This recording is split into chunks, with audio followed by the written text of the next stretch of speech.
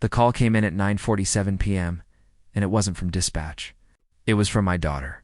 Maya's voice was thin and strained through the phone. Particular kind of quiet she uses when she's trying not to cry in front of strangers, and those 4 words hit me.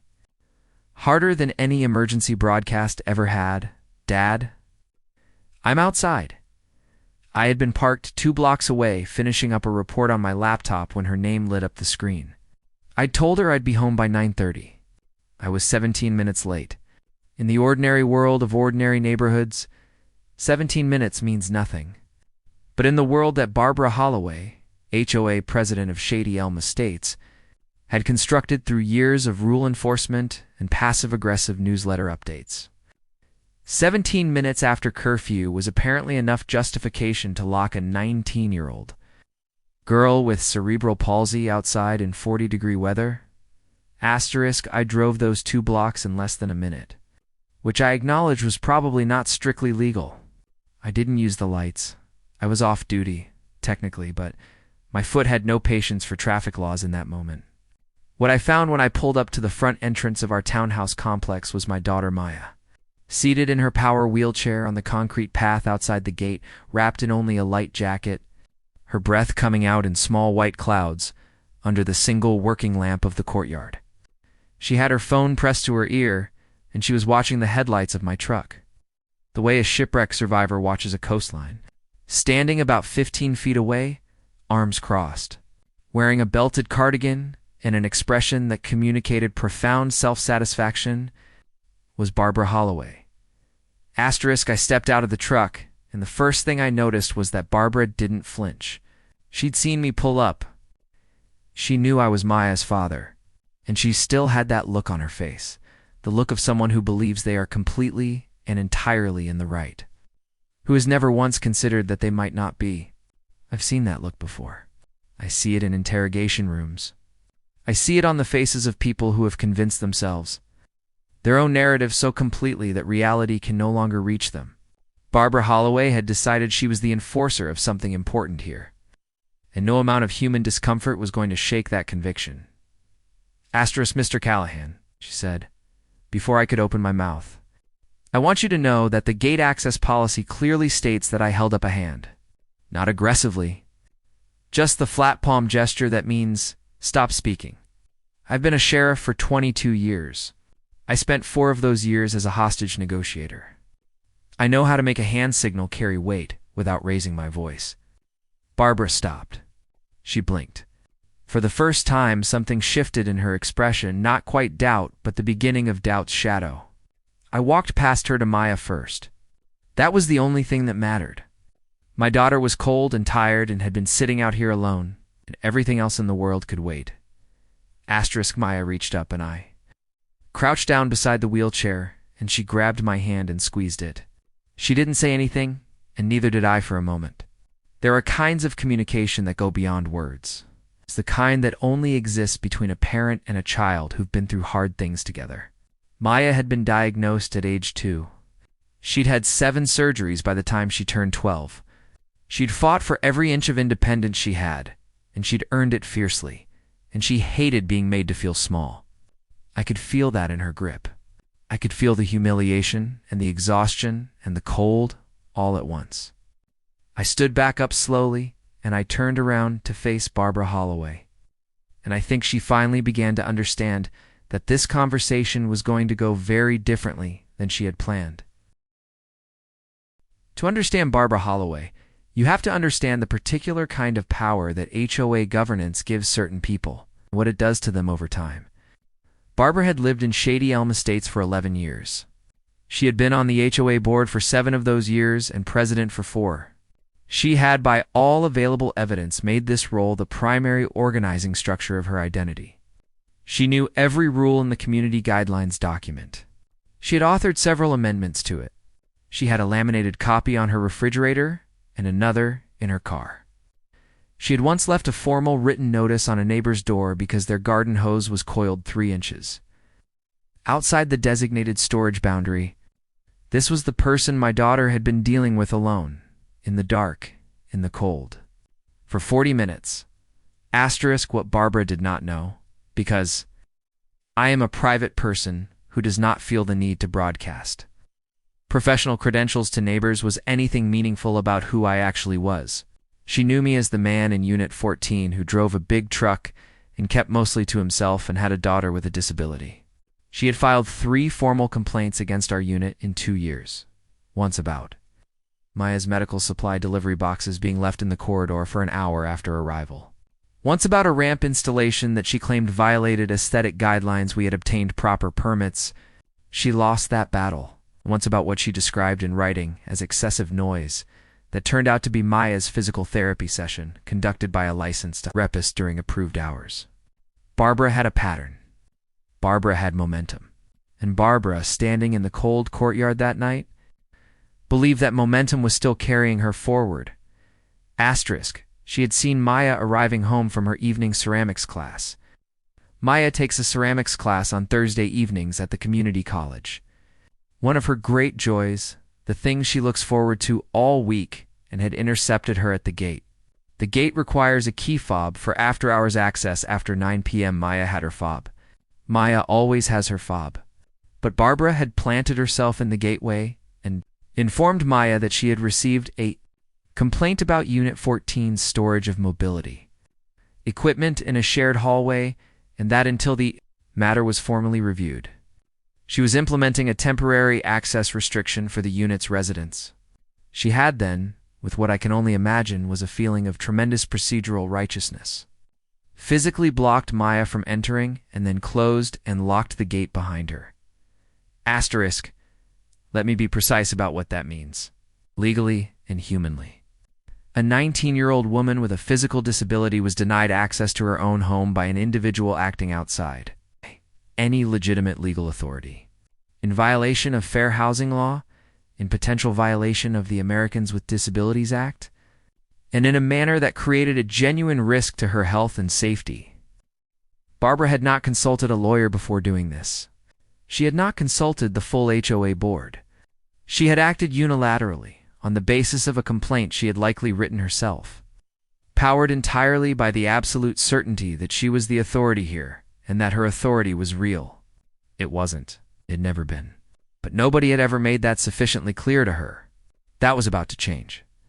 Asterisk, when I turned back toward Barbara after crouching with Maya, I reached into my jacket and withdrew my badge. Not threateningly. Not dramatically. Just the way you'd show someone a library card, factly as a piece of information they needed to have. I held it where she could see it clearly in the lamplight, and I said, quietly and without any particular emphasis, "My name is Sheriff Daniel Callahan. I've been the elected sheriff of this county for 6 years. Before that, I served in law enforcement for 16 years. I want you to think very carefully about what you've done tonight before you say another word, because whatever you say next, I'm going to remember exactly." Barbara's arms uncrossed. The cardigan suddenly looked a lot less like armor. There is a specific silence that occurs when someone realizes they have made a catastrophic miscalculation. I've witnessed it many times in my career, in courtrooms, in arrest situations, in conversations where someone has said something irreversible and watched it land. Barbara Holloway went through the entire visible stages of that silence in about 8 seconds. The first stage is incomprehension. Her brow furrowed slightly, as if the information I'd given her was in a language she didn't quite speak. The second stage is reprocessing. She looked at the badge, looked at my face, looked at Maya in the wheelchair, performed some rapid internal arithmetic. The third stage is the dawning, the moment when the full shape of what she'd done becomes visible to her. Not just as a mistake, but as a potentially life-altering one. Her face went from righteousness to blankness to something approaching alarm in the span of a breath. Asterisk. I wasn't, she started. I shook my head gently, not unkindly. It's no satisfaction for me in watching someone understand that they've humiliated themselves. I've been doing this job long enough to know that most people who do cruel things aren't cackling villains. They're people who found a small pocket of power and used it thoughtlessly, without ever asking whether they had the right. Barbara wasn't a monster. She was a woman who had been given an inch of authority and had spent years building an entire architecture of self-importance around it. And tonight that architecture had come down. The cruelty of what she'd done to Maya was real, and I wasn't going to minimize it. but I also wasn't going to waste energy on theatrical confrontation when I had my daughter to take care of, and about 15 specific legal and procedural steps to begin initiating. Asterisk, I helped Maya get her wheelchair through. The now unlocked gate Barbara had the sense to open at the moment. I'd finished my introduction and got her inside and warm. Maya asked me twice if I was going to get in trouble for whatever I was about to do, and I told her the same thing both times, that she didn't need to worry about that, and that she should go warm up and I'd bring her tea. She gave me the look she gives when she knows I'm managing her, which is a look of profound teenage skepticism applied through the lens of someone who is also 19 years old and exhausted and cold. She went, I put the kettle on, then I went back outside. Asterisk, Barbara had not left. I'll give her that. She was still standing near the gate, and she'd lost about 3 inches of her usual posture. The physical manifestation of a certain kind of confidence draining away. She had her phone in her hand. I didn't know if she'd been about to call someone or had been frozen in place, but she put it in her pocket when she saw me come back out. I think we need to have a conversation, I said. But not tonight. It's late, and my daughter needs me. But I'm going to send you a formal written notice tomorrow outlining the specific violations you've committed this evening. And I strongly suggest you consult an attorney before responding to it. I'm also going to be notifying the full HOA board, not just you, because what you did tonight wasn't a board decision, and they have the right to know. She opened her mouth. She closed it again. She nodded once, stiffly, the way people nod when they are trying to appear composed while internally bracing for impact. Asterisk, I went back inside and brought Maya her tea. We sat together in the small, warm kitchen, and she told me about ceramics class, about the bowl she was making, and how she'd finally figured out how to control the centering on the wheel, and how her instructor had said it was some of the most confident work she'd produced all semester. And I listened, the way you listen when you want to hold on to something good on a night when something bad has happened. The legal process was going to unfold the way it was going to unfold. There were calls to make and documents to file, and a reckoning to deliver through proper channels, the way I've always done things. But right now, there was my daughter and her tea and her ceramics bowl and her voice. And that was the only thing in the world that mattered. Have a rule about not using my position for personal grievances. It's a rule I hold seriously, because the moment a person in authority starts bending the law to serve their own interests, even interests that feel righteous, they've crossed a line that is very hard to come back from. I've seen it happen to good officers over decades of work, the slow corruption of justified anger, and I've always been careful to keep my professional conduct clean of it. So when I say that what happened next was not personal, I mean it in the precise sense.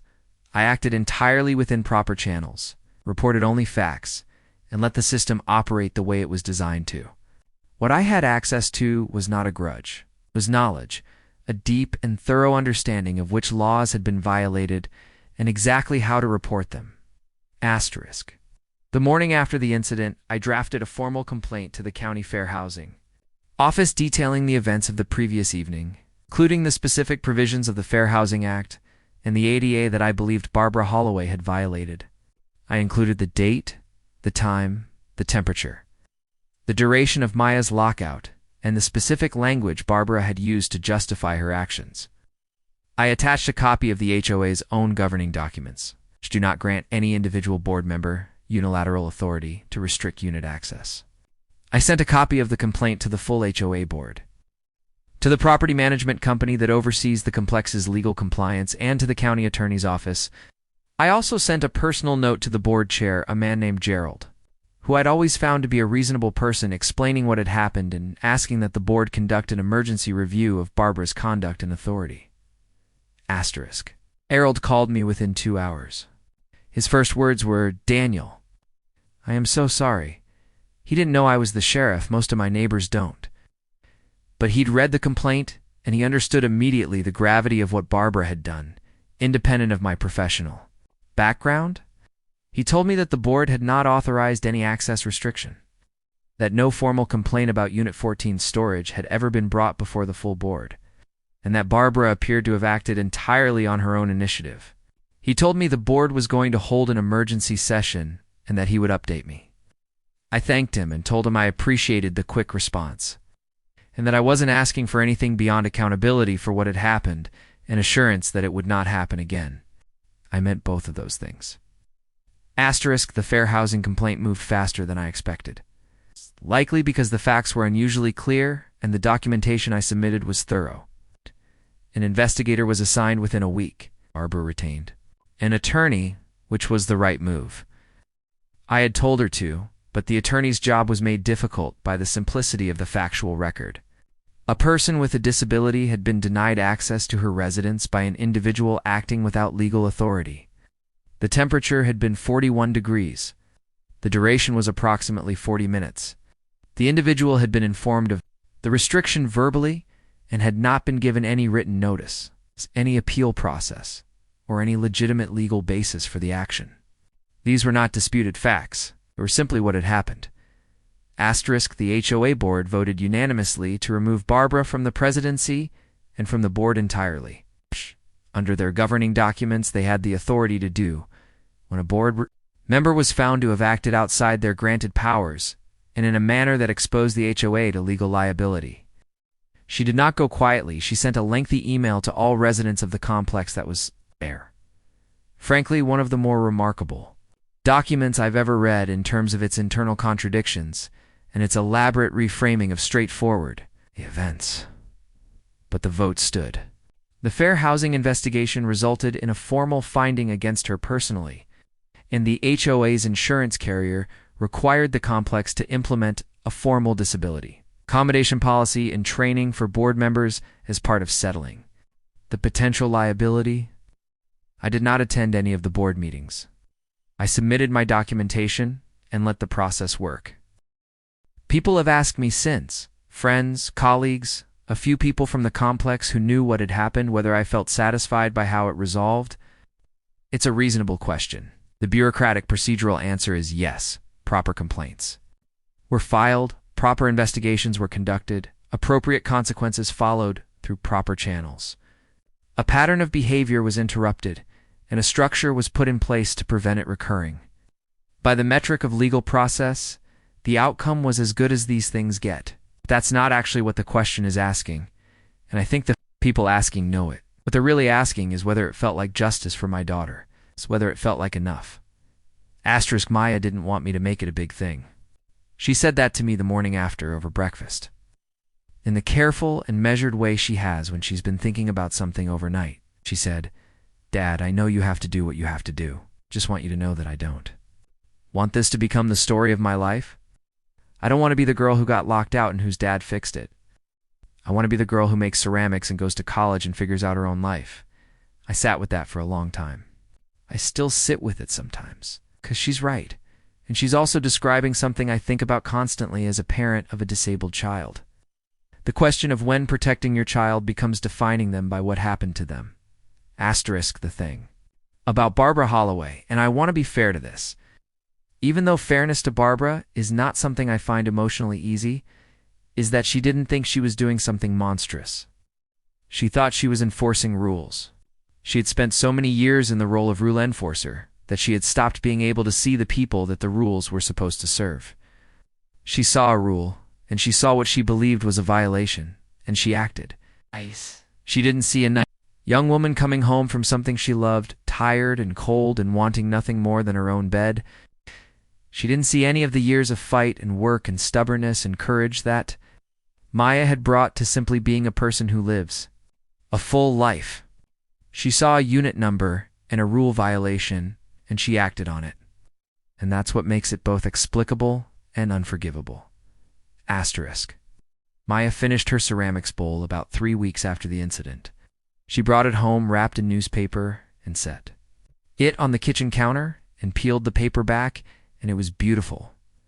A wide, generous bowl with an irregular rim that she'd glazed in layers of blue and green. The kind of color that looks different depending on how the light hits it. Her instructor wrote a note that came with it saying it was the piece she was most proud of all semester, and that Maya had real instincts for form. Maya put it in the center of the kitchen table, and it's been there since. I look at it every morning when I make coffee. I look at it, and I think about what it took to make it. The Thursday evenings, the practice, the patience, specific joy of a person doing something they're good at and getting better. And think about Barbara standing in the cold courtyard, believing she had the authority to interrupt all of that. Asterisk, she didn't. She never did. That was always the truth, and the truth was always going to come out.